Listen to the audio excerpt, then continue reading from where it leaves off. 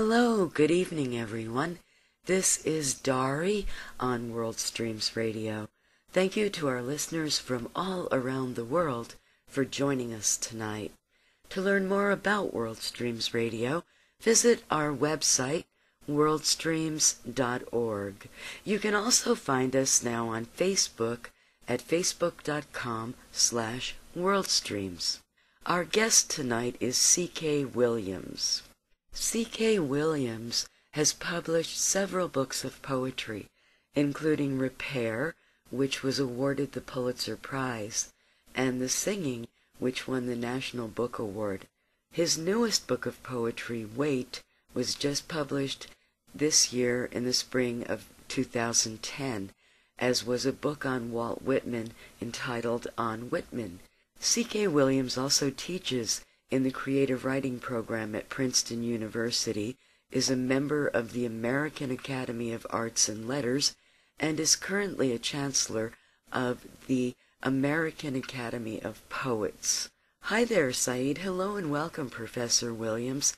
It's an honor to have you with us tonight. It's a pleasure to be here. Well, hello, Dari. Good evening, everyone. Thank you for joining us tonight, and good evening to you, C.K. Williams.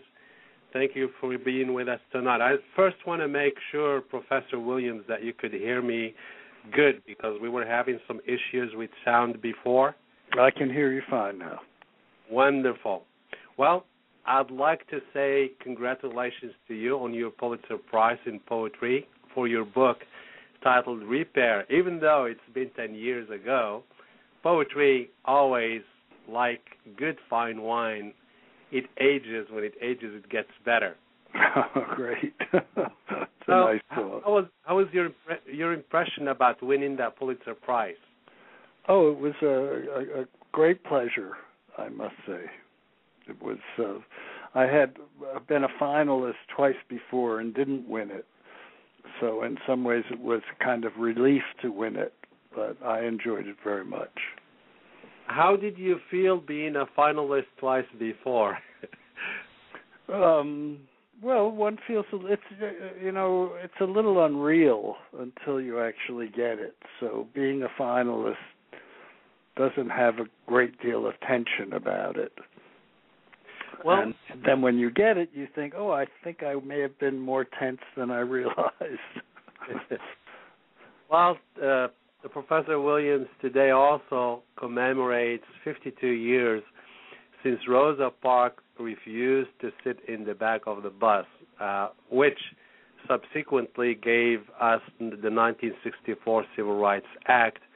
And that something that has impacted your life as well in more than one way, actually your career. It was a big realization in my life how much I didn't know about the world, how much I hadn't known about the black experience in America. And finding out about it for me was it was a shock and a revelation, and something that in some ways I have spent a good part of my life trying to come to terms with it and do something about it. It's hard for poets and poetry to do something about things very much, but we try. Yeah, you wrote a poem about King that you mentioned that it took you about 30 years 20 years, to make it speak. Yeah. It was something that happened at his death. At the memorial for his death, a friend of mine and I were meeting at the memorial, a black friend, and on the way he was hassled by some Philadelphia policemen in quite a horrible way. And I wanted to write about that and about King, and it was so complicated and difficult that it really took me 20 years from the time I started the poem until I finally got it right. Well, are we tying that in with your book also, your first book of poetry in 1969, titled Lies, right? Right, yeah. How much of a relationship did you see there between the human rights abuses and also Anne Frank? Well, that was another little bit of a kind of, call it a negative revelation. I had been working on the poem, trying to think about how to write a poem for Anne Frank. And I actually read an article by a writer named Thomas Williams, a very good writer, in a magazine about a trip he had taken through the South. And he also was a black writer, an African-American writer. And I read the article, and I thought, well, what about the Jews and the Holocaust? And I started to write him a letter. And in the course of writing the letter, I suddenly realized that that there were completely two different tracks I was trying to follow. That there wasn't an equivalence between the Holocaust and the black experience of white, really, criminality in America. And somehow that allowed me, in a way that I've never quite understood, to write the Anne Frank poem, but it also made me feel responsible toward the other issue in a way I never had. Well, didn't the Jews also feel the same way here in America at a given period in time in history, in the United States as well? Oh, not nearly as much. I mean, there was, and there still is a lot of anti-Semitism, but nothing equivalent to the black experience. To try to make the two equal in any way is really just to be quite blind. Certainly anti-Semitism was never any great pleasure to have afflicted upon one, but it never had the same degree of violence and the same degree of social contempt and social violence that the black experience had. What is the power of activism via the medium of poetry? Very good question.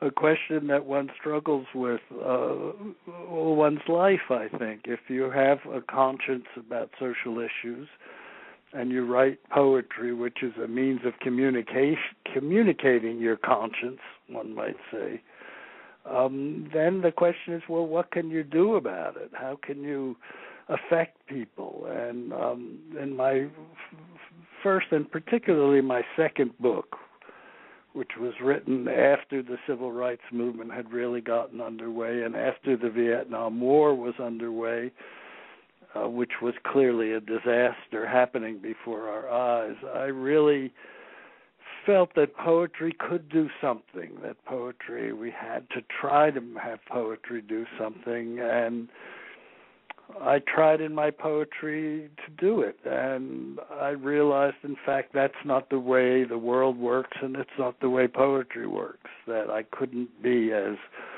overtly political, as overtly polemical as I had been. I had to bring the substance of my indignation deeper into the poems.